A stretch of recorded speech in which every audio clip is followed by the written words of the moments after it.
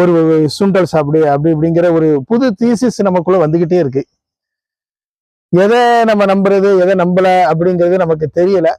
ஆனா ஒண்ணு, புரோட்டீன் உடம்புல நிறைய சேர்த்துக்கணும் அப்படிங்கிறது மாதிரி தெரியுது.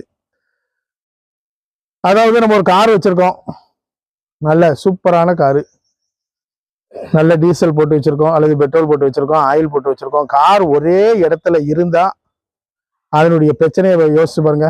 இந்த ஆயில் சர்க்குலேஷன் கண்டிப்பா போகவே போகாது. பேசிக் அடிப்படையான ஒரு விஷயம் என்னதுன்னா மூவ்மெண்ட் அப்படின்னு தான் நினைக்கிறேன். மூவ்மெண்ட் போய்கிட்டே இருக்கணும். பிசிக்கலா மட்டும் நான் சொல்லல, நம்ம வாழ்க்கையிலேயே நான் சொல்லுவேன். ஏகப்பட்ட ஹடில்ஸ் வரும், ஏகப்பட்ட பிரச்சனைகள் வரும். பிரச்சனை இல்லாத மனுஷன் யாரு?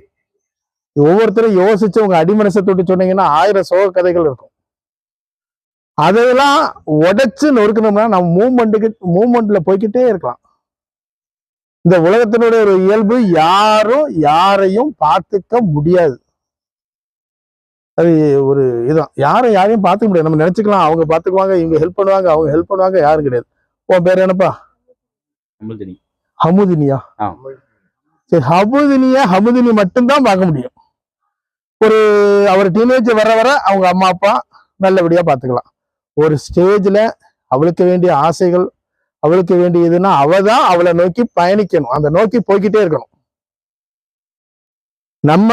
நம்ம பார்த்துக்கணுங்கிறது தான் பேசிக் கான்செப்ட். அந்த ஓரளவு ஏஜ் ஆனது அப்புறமே நம்ம இந்த பேரண்ட் எல்லாருமே என்ன செய்வாங்க, புள்ளைகளுக்காக சந்தோஷம், புள்ளைகளுக்காக வாழணும் அப்படின்னு சொல்லிட்டு நம்ம சந்தோஷத்தை பூராமே தூக்கி ஒரு இடத்துல வச்சிருவோம்.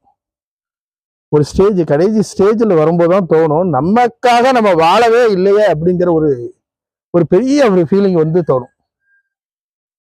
அதனால